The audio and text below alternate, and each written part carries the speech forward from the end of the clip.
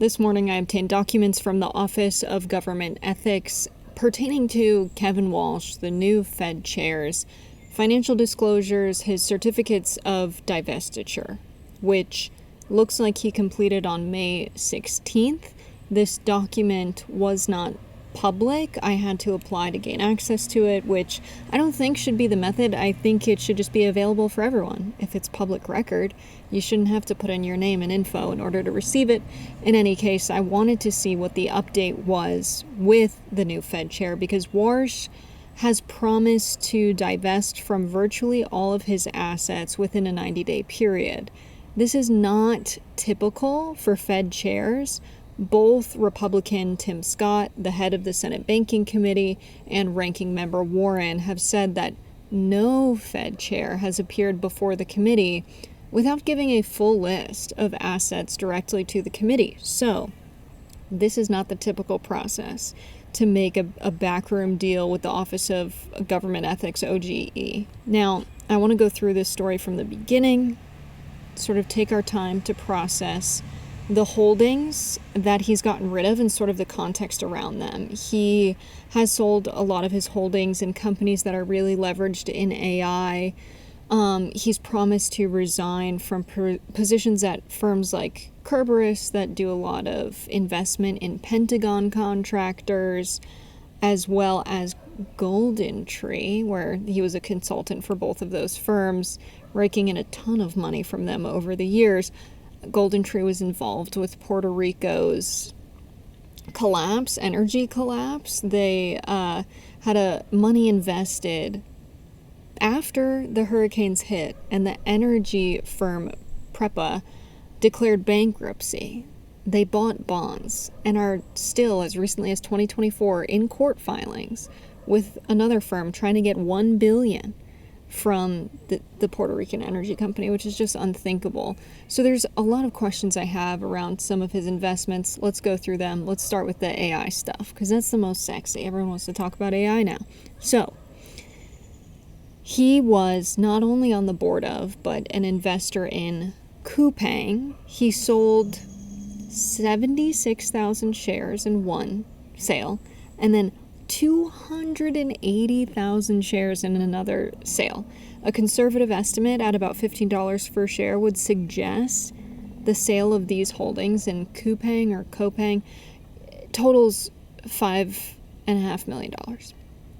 Now, Coupang is a weird company. Their CEO describes them as building the future of commerce with AI.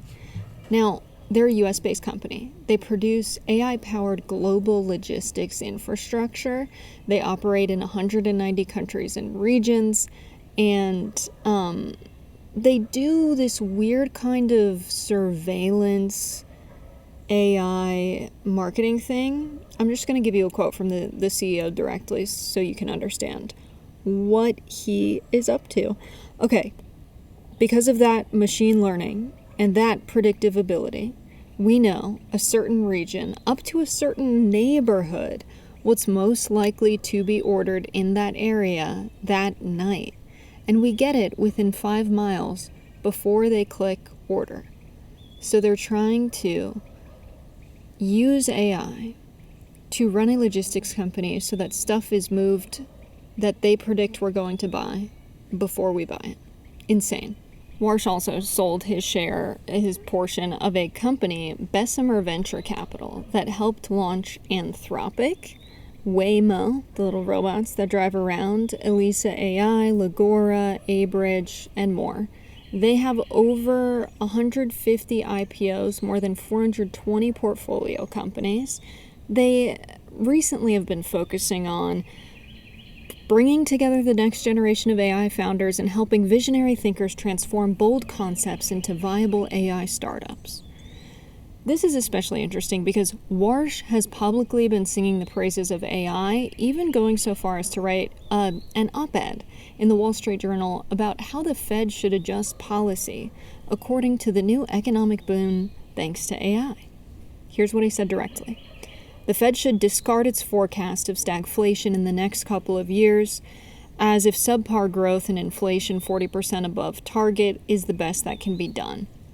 AI will be a significant disinflationary force, increasing productivity and bolstering American competitiveness. Productivity improvements should drive significant increases in real take-home wages. A 1 percentage point increase in annual productivity growth would double standards of living within a single generation. Now, Warsh entered into his agreement with the Office of Government Ethics on April 10th. That op-ed was published in November. By the time he began the divestment process, he changed his tune on AI. And the disclosure document showing his certificate of divestiture that I got access to this morning does not have any dates on it for the sales. I'm going to be talking with OGE probably tomorrow morning about this, because I'd like to know when it was sold, because he had a completely different tune when Senator Kennedy questioned him on the floor of the Senate. I've heard your argument the last few months about artificial intelligence has made us so productive, labor so productive that companies don't have to raise prices. Therefore, inflation isn't a problem. Therefore, rates can be cut. Do you really believe that right now? No, that is not how I would characterize the story on AI. Okay, but you've said what I just said, haven't you? I have said that this is the most disruptive moment in modern economic history in the U.S. and the world. I've said that artificial intelligence, AI, short Okay, for American let me stop you because the chair's going to cut me off. Oops, sorry. Here's my worry, that a lot of this stuff about artificial intelligence making us more productive is a bunch of hype by people who want to sell stock in an IPO. Okay, I'd be careful there. Yeah. Thank you, Mr. Chairman. So, Warsh had nothing but positive things to say about AI when he was directly invested, but had a more measured approach when he was divesting from his holdings. I find that really interesting. It is also the case that one MIT study found that actually 95% of pilot AI programs did not have any ROI. They delivered no return on investment for organizations. Then another study by Globalization Partners more recently found that 73% of executives reported AI ROI shortfalls. They were performing less than they were expected to when it comes to actual returns on investment. So, Senator Kennedy had a point to say, I think this is all just hype for IPOs and selling shares. So that's the AI story. I will definitely update if I find anything else out about the dates of when these sales happened, where the money is gone. We'll see. Now, the other interesting part of this divestiture is that he sold 82,000 shares in Arcana Analytics, which is a market analysis tool for investors. They also do sort of macroeconomic forecasting. As a former Fed governor, I have questions about, should he be involved with firms that do this sort of thing? Having inside information about direct macroeconomic policy that they're trying to predict. Elizabeth Warren also raised questions about this in the Senate hearing. I'm going to do another video just diving deeply into everything that happened in that hearing for Warsh's confirmation. So I reached out to Arcana this morning and sort of asked how Arcana might help anticipate or invest according to macroeconomic shocks to the system, such as changing interest rate policies or quantitative easing by the Federal Reserve. Now, the other thing, Kevin Warsh has been running his own financial advisory firm since at least 2018. Maybe it's just my ignorance of everyone above my tax bracket or lack of imagination, but I just didn't think it was possible that you could hire someone from the Federal Reserve Board of Governors to go on to be your financial advisor. But he is the sole proprietor of Vicarage LLC and Vicarage Corporation, and he has said that he will divest from those. He also had holdings in billionaire Stanley Druckenmiller's Juggernaut Fund, which also seemingly is what is supporting the Vicarage Corporation. It's a weird corporate structure, but that's how it appears to me. That firm, Juggernaut, is managed by the Dukanesque family office, and Kevin Warsh, according to his April 17th OGE disclosure, holds a position at the Dukanesque family office. So that's that. I'm not even gonna try to imagine how this corporate structure came into place. That's what we know.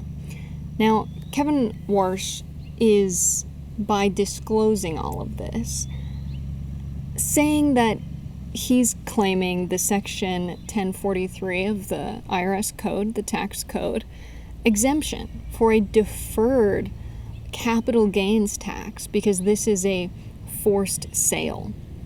That's typically reserved for like natural disasters and eminent domain and condemnations, but there are a few positions for public office where you can use this. And I according to OGE, Warsh would only be eligible for this tax break if this divestiture happens before he takes office. These assets are sold before he takes office, which is why another reason I'm particularly interested in the dates of the sales. Okay, this is a fun one. Let's get into some of his resignations that he'll have to put in.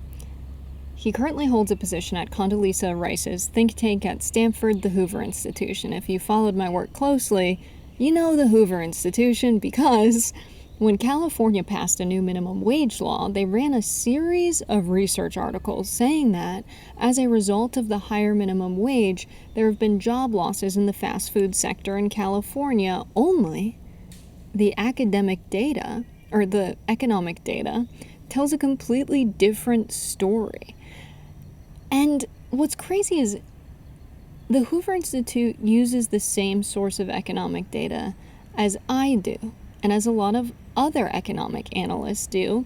The problem is they did their math wrong, either because they're so egregiously sloppy at the Hoover Institution, or they intentionally wanted to push this narrative that's really convenient for big business, that increasing the minimum wage is somehow bad for the economy and workers. I reported this for DropSite back in 2024. So it is kind of shocking that the chair of the Federal Reserve has been affiliated with this institution that is so sloppy when it comes to data-driven policy and empirical economic research, especially with the same consequences that the Fed deals with of employment and wages and job growth. So I had to mention that. The other position he held that's shocking to me was with Kerberos. They invest in a lot of Pentagon contractors. They also were started by Stephen Feinberg, the Deputy Secretary of Defense. Now, Kerberos has secured, well, not Kerberos specifically, 4 firms that Kerberos is a majority investor in have secured contracts with the Department of Defense, the Pentagon, since Feinberg took office, and specifically with the Iron Dome or the SHIELD project. They have secured contracts specifically with the project that the former CEO of Kerberos is tasked with running. During his tenure for Kerberos, he collected $750,000 in consulting fees. Let's get into the Puerto Rico stuff. So, Walsh has also promised OGE that he will resign from his position at Golden Tree. This is an investing firm that has been trying to profit off of Puerto Rico's energy crisis.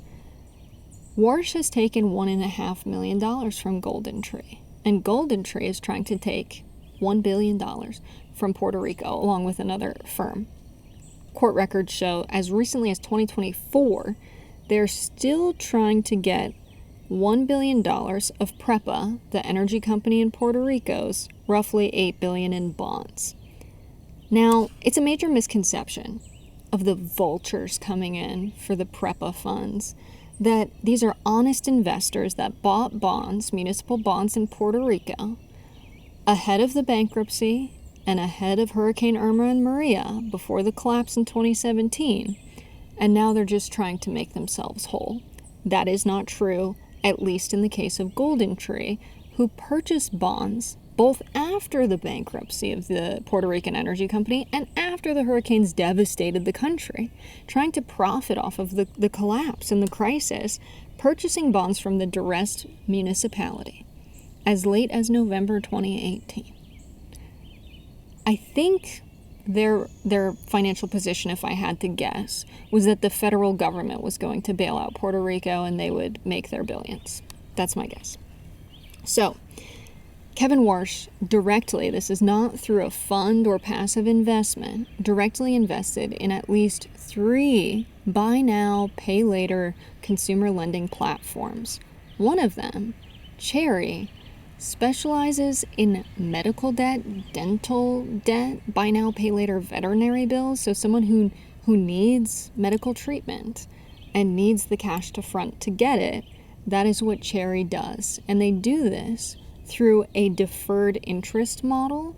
So you're paying 0 up front, but the deferred interest rate is extremely high, sometimes at 26 to 30% APR. The Consumer Financial Protection Bureau has had 585 complaints for Cherry over the past 3 years, ranging from incorrect information on credit reports to attempts to collect debts that are unwarranted. Tilt, another one of the ones Warsh has invested in, offers cash advances. They market their consumer lending platform as some kind of like populist answer to economic inequality and credit. This is directly from their About Us page. Today, over 1 million Americans and billions more globally lack reliable access to fair credit. But we see a side of people that traditional lenders don't care to. We see the hard work they're putting in and how far they've come. And we think that should count for something. So we've created our own way of underwriting that credits the working, whatever they're working towards. Okay. They had 209 claims with the Consumer Financial Protection Bureau, consumer complaints ranging from surprise fee charges to an inability to stop bank withdrawals. Let's go on to kick off the last one. This one sort of markets itself as a way to build credit if you have bad credit. They offer a monthly premium ranging from $5 to $35 a month for a credit line. They have had a whopping 5,886 Consumer Financial Protection Bureau complaints over the past 3 years, ranging from unwarranted debt collections to threats of taking negative action. Excuse me for being blunt on this one, but I'm just going to say, if Kevin Warsh is comfortable making money off of people that are struggling and just trying to make ends meet and make life work for their family and get medical treatment, I don't think he has the ethical constitution to run the U.S. Central Bank, which will make consequential policy decisions for wages, unemployment, the housing market, and prices. Yeah. His wife is also the heiress of Estee Lauder. Her name is Jane A. Lauder. And in this financial disclosure, she also submitted a certificate of divestiture eligible for deferred capital gains tax breaks. She sold 196,606 shares in one of Canada's oldest publicly traded funds. I did the math. A conservative estimate suggests that sale alone likely brought in $7 million. So, I want to point out that Elizabeth Warren made this point during the confirmation hearing, and it's a good thing to consider. Who purchases these assets is giving a huge check to the chair of the Federal Reserve, and they may have a vested interest in accurately predicting what Federal Reserve policy may be. That in and of itself might be a conflict of interest. So maybe we should know who the assets are being sold to and for what amount. Just an idea. Now, Another point raised by Warren, the ranking member in the Senate Banking Committee, was that while Warsh may have made this agreement with OGE to divest in a 90-day period, the Federal Reserve, an independent body, has its own laws that are enforced by the Federal Reserve Board. They include you cannot have any conflicts of interest financially upon being sworn in. So it is the case that Kevin Warsh has been sworn in, but the 90-day period is not up. So is he going to divest more? I will ask OGE in our conversation tomorrow and let you know. But the whole situation shows a clear gap in our checks and balances in the government. So let's just break this down, because maybe it's by design. And we shouldn't be outraged. We should just expect this at this point. But the Fed Board of Governors is responsible for enforcing laws that regulate the actions of their own independent body. The Federal Reserve Chair is to be confirmed by Congress. Majority rule in the Senate Banking Committee has decided to only hold the nominee to OGE standards when it comes to financial disclosures, not Fed law or their own rules and ethics. OGE made a backroom deal directly with the nominee, allowing him to be the first Fed chair not to disclose current assets to the committee. So, if the Fed Board of Governors is not holding him to their laws, and the Senate Banking Committee is not holding him to their previous standards for every other Fed chair, and OGE is cool with this plan of a 90-day divestiture with limited information released to the public and maybe even disclosed to them. What are we doing? Who's flying the plane? So, yeah, I will continue to secure any information on these financial disclosures over this 90-day period, and I will be uploading another video doing sort of a deep dive and more of what we can expect from his tenure as the Federal Reserve Chair and what substantively was discussed in the hearing. I won't be getting back into any of his investments or potential conflicts of interest, but instead I'll be focusing on that. So subscribe so you don't miss it. If you want to look at any of these documents or things I've talked about, it's always available on my Substack. Subscribe there so you never miss anything. Thanks for watching. Love you, bye.